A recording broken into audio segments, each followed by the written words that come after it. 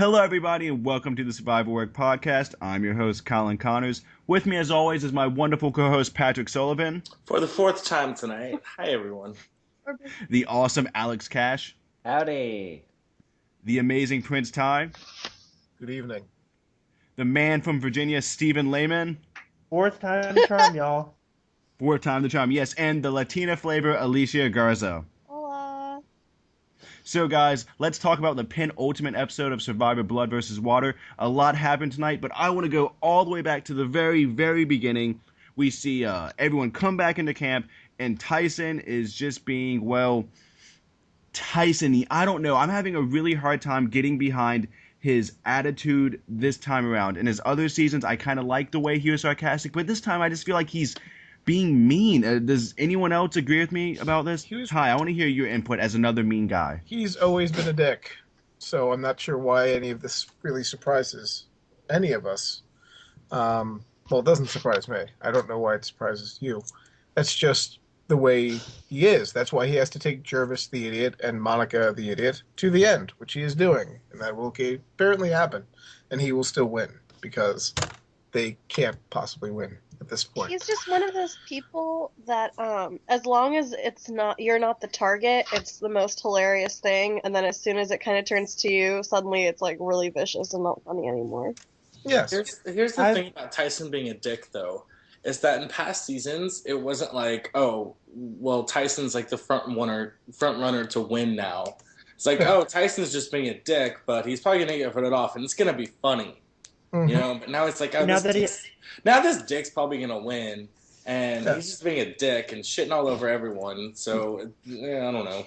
It's like, shut up, baby dick. Yeah, it's he hasn't changed or anything. He's still himself, but it's in past seasons, like, it was hilarious when he voted himself out. Yes. And so it's just like great... this time around, it's a little bit different, but he's the same person.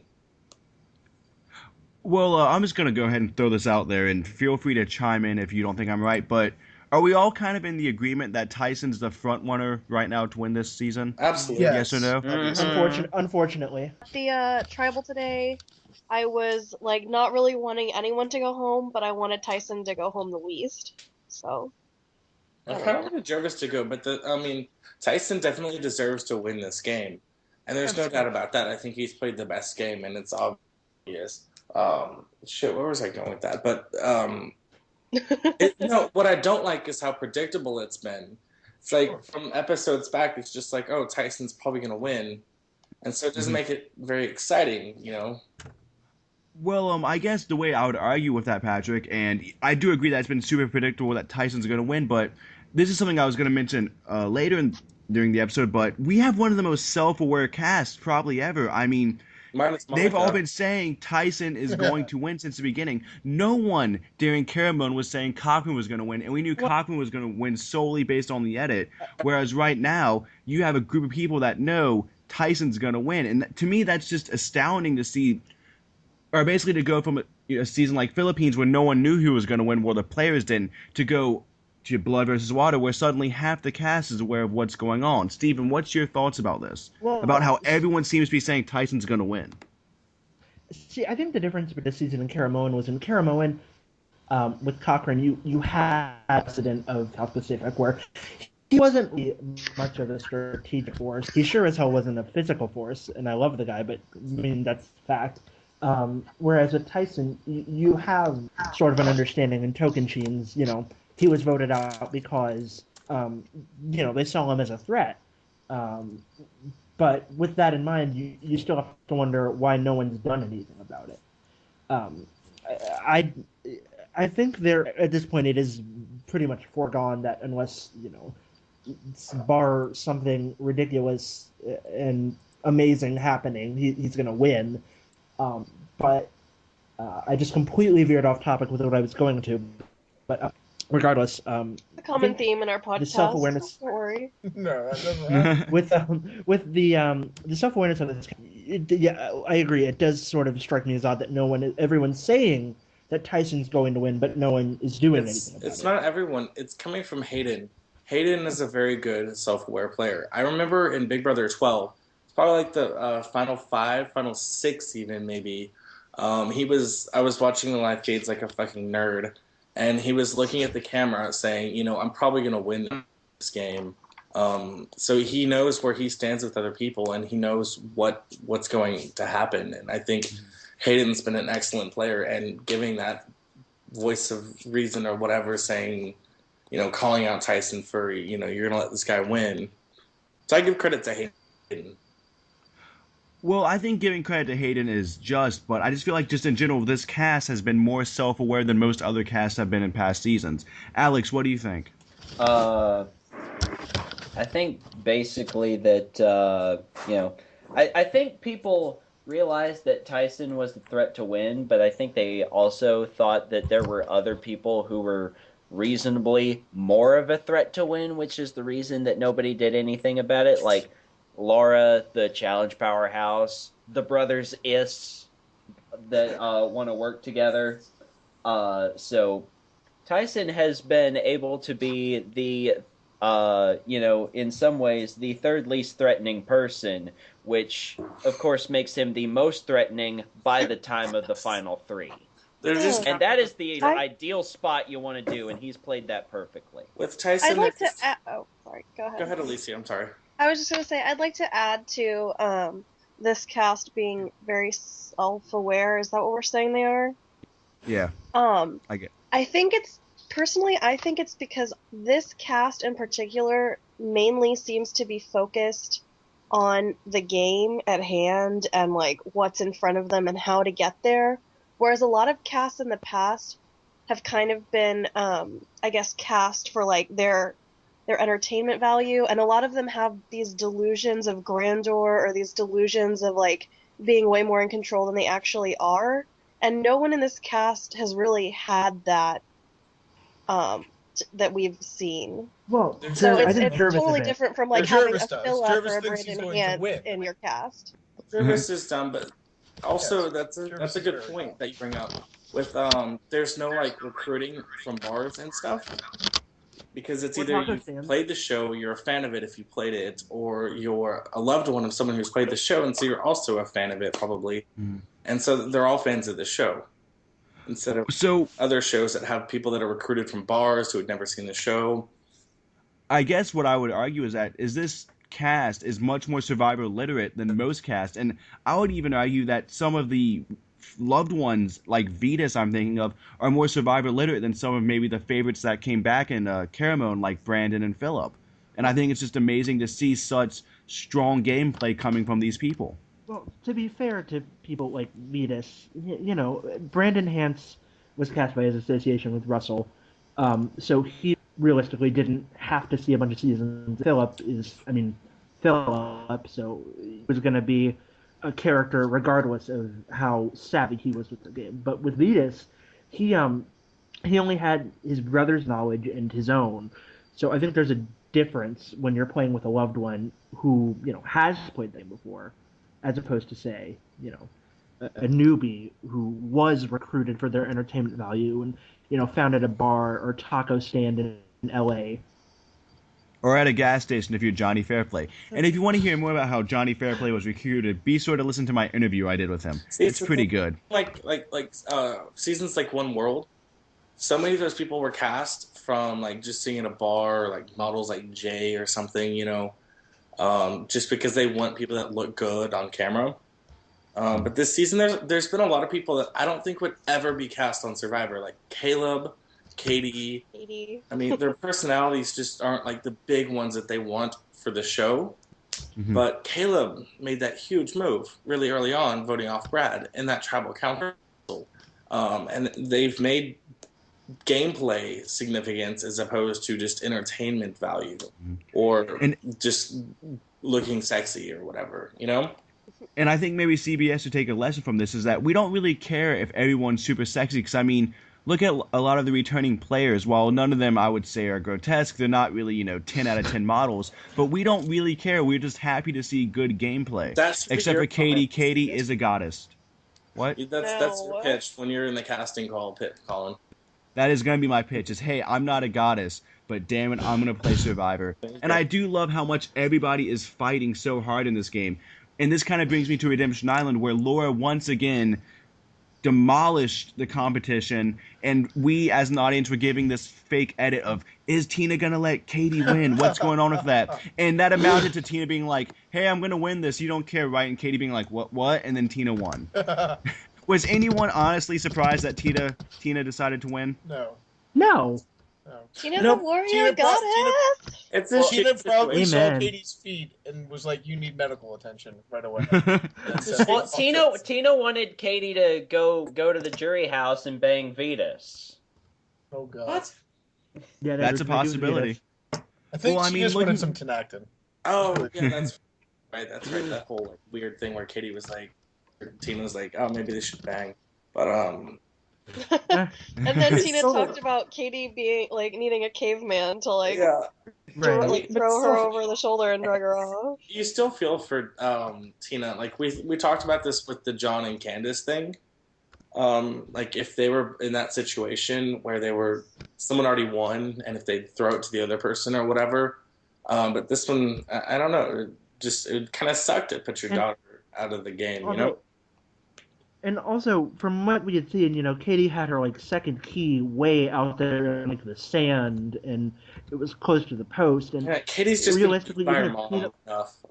even if Tina wanted to throw it, it would have been incredibly difficult because Katie would have had to get that other key out of the She sand. could have just Well, planted they- her ass in the sand. Yeah, that's what I was thinking, that if Tina really wanted to throw it, and I figured this would happen right after Laura would have won, that if Tina was going to throw it, the moment Laura wins, Tina just would have gone, okay, and just sat down and said, okay, Katie, finish the challenge. But once that didn't happen, I thought, well, okay, Tina's going to win.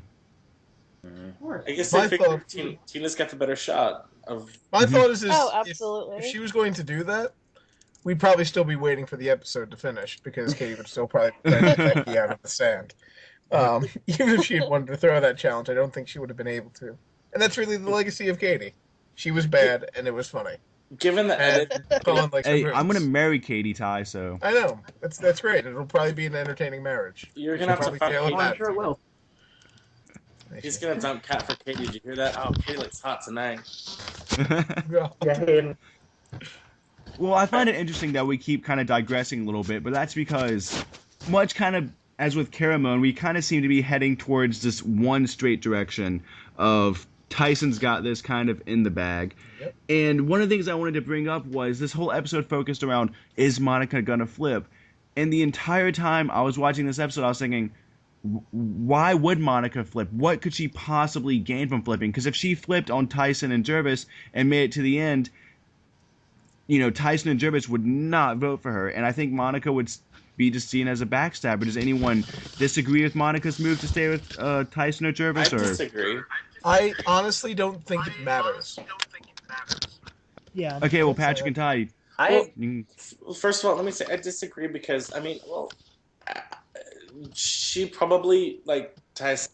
It doesn't matter. Has the same odds on either side, but I think her odds are a little bit better without Tyson in there.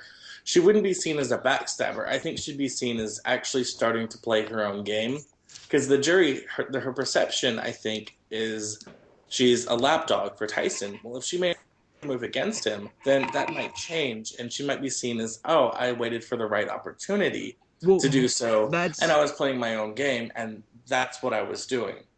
the thing is, I don't with the- I don't think that's how she would have been seen. I just want to interject. I think if she would have flipped on Tyson and Jervis, the narrative would have been, oh wow, look how easy Hayden manipulated her, look how easy Sierra manipulated her. I mean, what you're implying is that everyone's going to give her credit where credit is due, and that's not always the case. Here's the thing with Monica. She's screwed either way because Tyson has played a better game than she has, and Hayden and Sierra are both infinitely more likable than she is. Honestly, I agree with everything Patrick said as far as how the jury would have perceived her. Basically, Hayden and Sierra dropped the truth bomb on her and basically said, hey, guess what? Everyone thinks you're an idiot. Everyone thinks you're a patsy. Here's your chance to prove that you are not. And then she basically proved that she was by voting with Tyson, even after it was revealed that they'd basically been trashing her the entire time.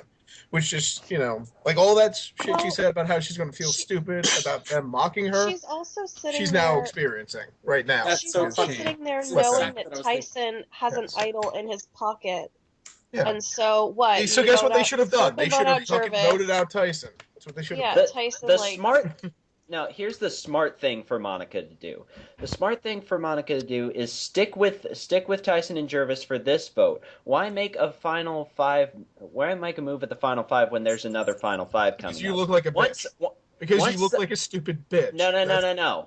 The way you look smart is then you wait for the person from Redemption Island to come back, tell them that you want to flip the game around on Tyson and Jervis because they're obviously going to be eager, and so then you two, and plus Sierra, then You're vote against Tyson, and then you get Sierra out, and then you have Jervis, Monica, and Redemption Island person. None of them deserve to win, but one of them have to. Why not Monica? You're getting too complicated because the jury saw that fight that Hayden and Sierra were giving her and saying, "Hey, this lapdog, you're this puppy dog that is barking up Tyson's lap," and she just proved them right with the vote. I mean, it was too late.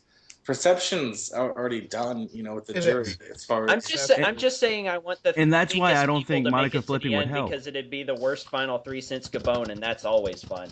Monica flipping could have slightly helped to the degree that she would have done a move that was entirely, like that entire thing hinged on her. And by changing the status quo, she by definition would have changed the game. Would have had at least something to hang her hat on.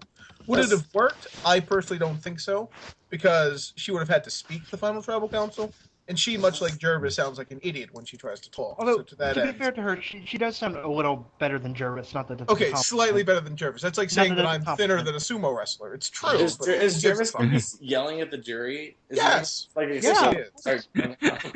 is a moron. It'll be like what happened if Crystal had made it to the Final Tribal Council. Oh my god. All right, guys, I'm going to rein this in a little bit, all right? It's rocketed away. I mean, everything you guys are saying is completely true, and I do want to talk a little bit more about Jervis's speaking habits later, but I do want to touch in on the immunity challenge simply for the fact that something I have constantly made fun of Jeff Probst saying wound up in a challenge, which is, you're going to have to dig deep, guys. And can't everyone agree that it's kind of awesome that Jeff used that as the answer in a challenge? I was hoping, I told Colin this while it was going on, but I told him I hoped it was going to be Boston Rob is literally carrying his family on his back.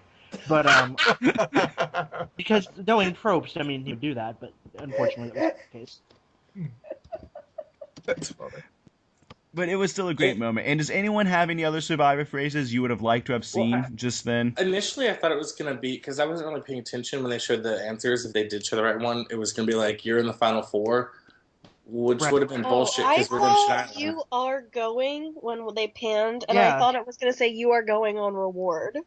Because that's also a pretty common phrase. Yeah, they should have done roar. I kept looking for the W in all of their jumbled letters, and I didn't see the W in reward, so I was like, okay, I must be wrong. I saw you are going to, and my mind immediately filled the blank in with Disneyland.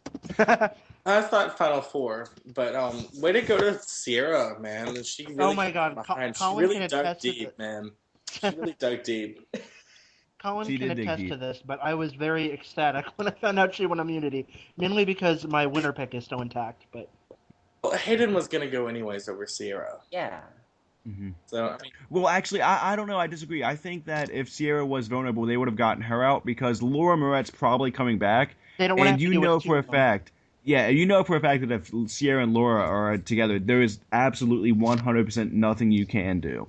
So I think actually if Sierra would have lost, she would have gone. It's 3-2. Well, I mean, there's nothing you can do to break them up. You know, that's kind of what I was getting at. I think either way, Tyson, Jervis, and Monica have it in the bag, but... But I guess they figured what you're saying is that, Hayden might come back now instead of Laura. Yes. Right. And yeah, that makes sense. No. So, quick, I'm going to poll the room. Is there any way Laura's not coming back on Sunday? Hayden wins. We saw the challenge, and it was the one Andrea Boki won in Redemption Island that season, and there was a bunch of big, strong guys, but because it's the balancing the rice on the teeter-totter thingy,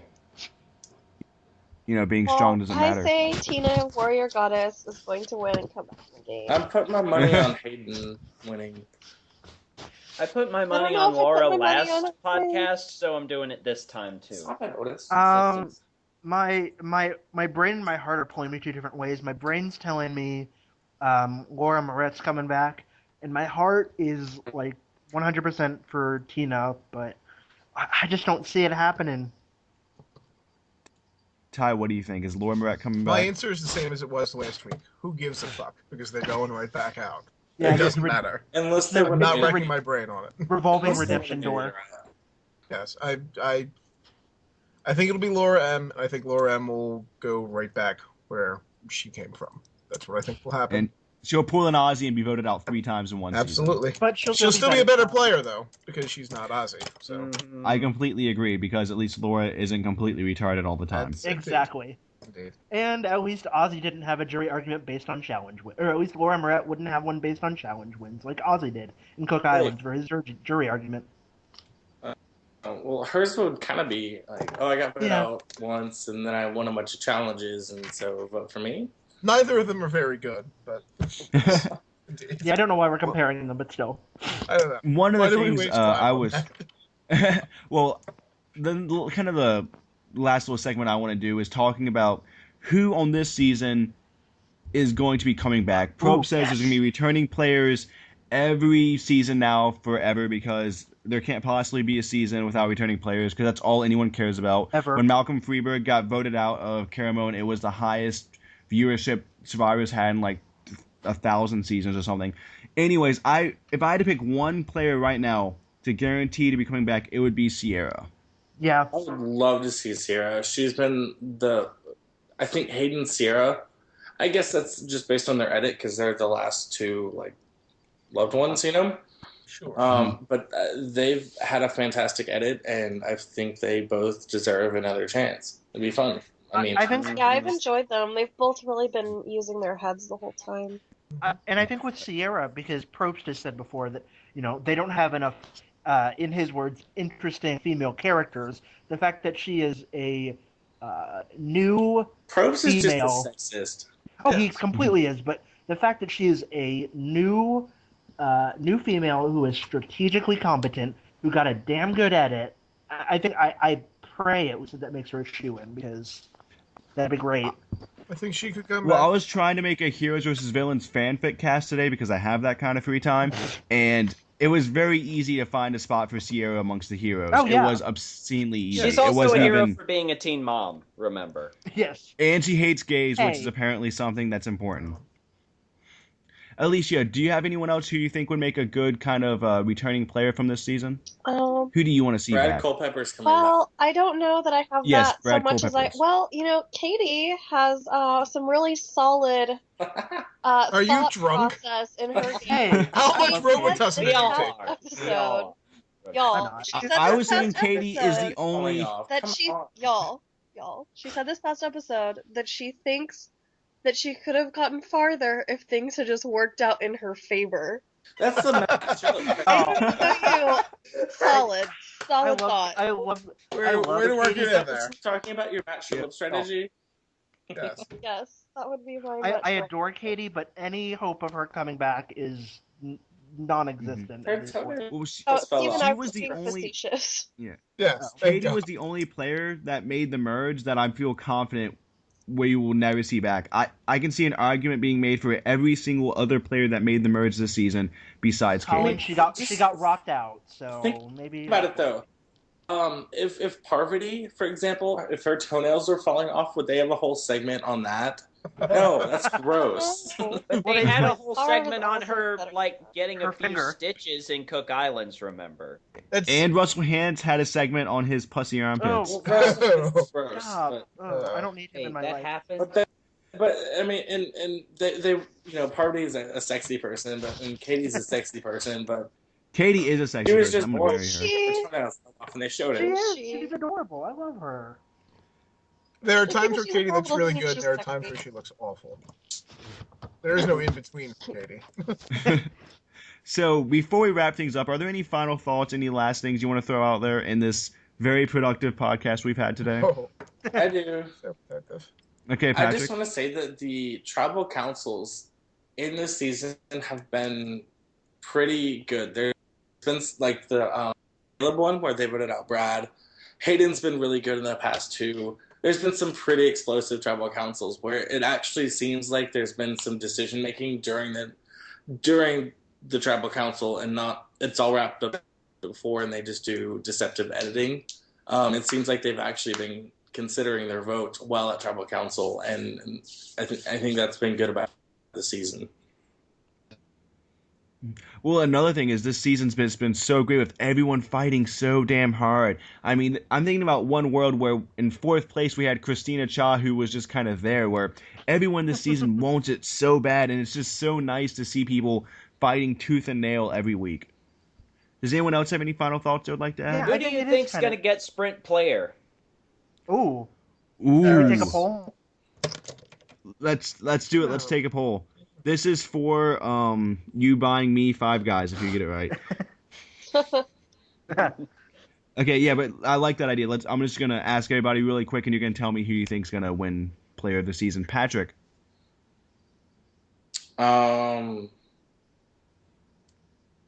Aris. It's kind of a tough one. Aris. Alex, what do you think? Vetus. Ty. I'm actually going to go with Hayden. Hayden. Stephen. For me, it would be a 2-horse race between Hayden and Tina. Maybe Tina. Tina's a good choice. Alicia, what do you think? Yeah, I was gonna say Tina, because you kind of have to take into account like people's fan bases that have already been built Tina versus does like have the a good fan newbies that base, don't too. have the established. That's why I went with Hayden, because I figured he had a fan base to begin Yeah. with. and Yeah, he's from got the Yeah, Well, I lots think of it's a that. good choice. Well, The Brenchel I fan base actually will think- carry him. You've got to be someone like nice, rootable, and have a fan base. See, I actually think it's probably going to be Sierra, maybe with a small chance of Tyson. But something No I chance just thought Tyson of: gets it. No. has anybody here No, seen any America doesn't commercials have- for Sprint Player of the Season? No. Because don't they normally have commercials saying, "Hey, vote for Sprint Player of the Season"? Because I haven't seen that. Yeah, Like, no, are they even you're doing it? right. I They would haven't. have shown I don't those know tonight. if they are. They would Yeah, I have haven't shown either. stuff to vote like before the finale, and that's Yeah, they haven't had us vote. So maybe there's not a Player of the Season this time. Yeah, there probably will be, but which it'll is probably It might be. not. It may, yeah.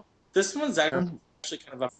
It's not like Rupert. This would be a good one because Rupert fucking Malcolm wins the destroyed Sprint it. player. Well, I won't- Malcolm barely beat Brenda last season. Well, that's because everyone felt bad for Brenda. No, but like Yeah. seriously, if Rupert wins this shit, I'll be so pissed. Don't Oh, worry, shut Patrick. the hell up. Patrick, Rupert wouldn't win Sprint Player of the Season. Patrick- I highly Patrick, doubt that don't- because all the people who loved Rupert don't watch the show anymore. Oh, good. I hope they're all Well, dead. Except yeah, for me. Patrick. Except for I liked him you. I liked him when I was 8 years old. Now I don't. He but- stole for the Drake. God. Yes. I'm that was why I rewatching loved Pearl him. Island, so. But what was I gonna say?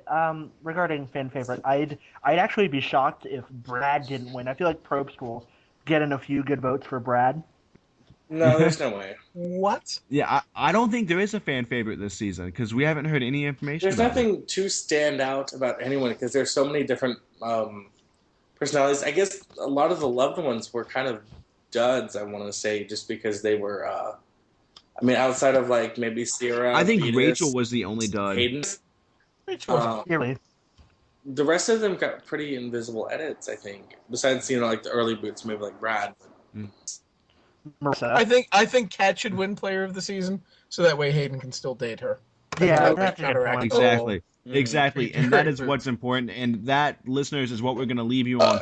American Everyone vote Couple. Cat for Hayden of the season, so that way Everyone vote Kat she for and Hayden can of the continue to season. date. Pat has no more hope. Players don't want to date players that don't Vote have Cat for players. Player of the There Season, you go. not Cat for Hayden of the Season. Thank you all so much for listening.